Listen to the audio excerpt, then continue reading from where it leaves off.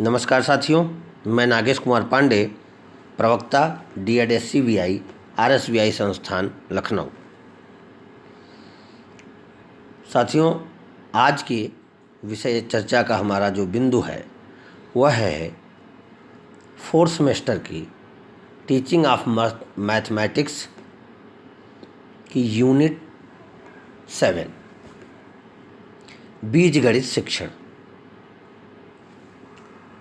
बीजगणित शिक्षण में हम लोगों को DED के पाठ्यक्रम के अनुसार अगर देखना है तो हम दो चीज़ों को मुख्य रूप से उसमें देखते हैं, बीजगणित की अर्थ एवं परिभाषाएं और दूसरा बीजगणित शिक्षण के उद्देश्य।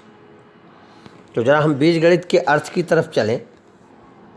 बीजगणित शब्द अलजेब्रा शब्द का हिंदी रूपांतरण है, जिसका शाब्दिक अर्थ है अक्षरों प्रतीकों को प्रयुक्त करने वाला गणित। चूँकि बीजगणित का उद्भव अंकगणित से हुआ है, इसलिए अंकगणित की तरह ही बीजगणित में संख्याओं का उपयोग होता है। दोनों में अंतर मात्र इतना है कि बीजगणित में अंकों के स्थान पर अक्षरों का उपयोग होता है। अक्षरों प्रतीकों को बीज कहा जाता है, इसलिए भी गणित की इस शाखा को बीजगणित कहा जाता है। शिक्षा शब्दकोश में बीजगणित के अर्थ को स्पष्ट करते हुए उल्लेखित किया गया है कि बीजगणित गणित की वह शाखा है जो स्वीकृत आधारभूत तत्वों के अनुसार उन अंकों पर फलन के परिणामों और प्रदत्त संख्या क्षेत्र के अंकों के मध्य संबंधों के अध्ययन के लिए सांकेतिक प्रस्तुतिकरण में प्रयुक्त होती है। अब अगर हम लोग देखें, इसकी थोड़ी सी हिस्टोरिकल बैकग्राउंड की तरफ सोचें तो अंकगणित की भांति बीजगणित भी भारतीय विज्ञान है। यह सच है कि अरब देश के गणितज्ञ अल ख्वारिज़मी द्वारा लिखी गई बीजगणित की पुस्तक अल जब्र अल मुकाबला के नाम के आधार पर बाद में इस विषय का नाम अल जब्रा पड़ गया, परंतु अल ख्वारिज़्म की पुस्तक में प्रतिपादित विषय भारतीय बीजगणित पर आधारित है। अंकगणित की भांति बीजगणित का ज्ञान उन्होंने भारतीयों से प्राप्त किया था। जहाँ तक अन्य राष्ट्रों की बात है तो हम अध्ययन में यह पाते हैं कि यूनानी गणित के स्वर्ण युग में आधुनिक अर्थ में अलजब्रा का नामो निशान तक न था। साहित्यिक काल में यूनानी लोग बीजगणित के अनेक कठिन प्रश्नों को हल करने की योग्यता रखते थे, परंतु उनके सभी हल ज्यामितीय होते थे। बीजीय हल वहाँ पर सर्वप्रथम डायोफैक्टर्स लगभग 275 ईस्वी में, इसी ग्रंथों में पाए जाते हैं। उस समय भारतीय लोग बीजगणित के अन्य सभी राष्ट्रों में बहुत आगे थे। यह बात ध्यान में रखने योग्य है कि आधुनिक बीजगणित का आकार और प्रकार वस्तुतः भारतीय है, यूनानी या अन्य देश से नहीं।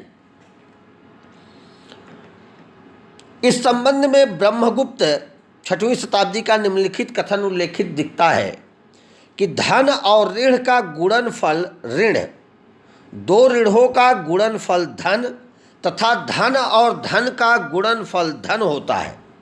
धन को धन से अथवा ऋण को ऋण से भाग देने पर धन प्राप्त होता है, परंतु धन को ऋण से अथवा ऋण को धन से भाग देने पर सर्वथा ऋण ही प्राप्त होता है। अब हम लोग इसके दूसरे पायदान बीजगणित शिक्षण के उद्देश्य की तरफ चलेंगे, अर्थात एम्स ऑफ टीचिंग अलजेब्रा। तो इसके भी उद्देश्यों को देखने के लिए हम निम्नलिखित बिंदुओं का सहारा ले लेते हैं, इसे बिंदुवार कर लेते हैं। तो प्रथम उद्देश्य है बीजगणित के ज्ञान द्वारा अंकगणित के सिद्धांतों, प्रत्ययों, प्रक्रियाओं आदि की पुष्टि एवं प्रसार करने हेतु छात्रों को सुयोग्य बनाना। उद्देश्य संख्या 2, छात्रों को बीजगणित के सूत्रों, समीकरणों, संबंधों एवं फलनों आदि की शाब्दिक विवेचना करने में कुशल बनाना। उद्देश्य संख्या 3, छात्रों में बीजगणित के सूत्रों, समीकरणों एवं रेखा चित्रों द्वारा समस्याओं के हल खोजने की क्षमता उत्पन्न करना। उद्देश्य संख्या 4, छात्रों को गणितीय संख्यात्मक संबंधों को सूत्रों एवं समीकरणों में व्यक्त करने के सुयोग्य बनाना। उद्देश्य संख्या 5, छात्रों में बीजगणित के सिद्धांतों, प्रत्ययों, प्रक्रियाओं आदि के विषय में गूढ़ चिंतन करने की क्षमता उत्पन्न करना। उद्देश्य संख्या 6, छात्रों में बीजगणित के ज्ञान द्वारा उनकी तर्क एवं चिंतन शक्तियों का विकास करना।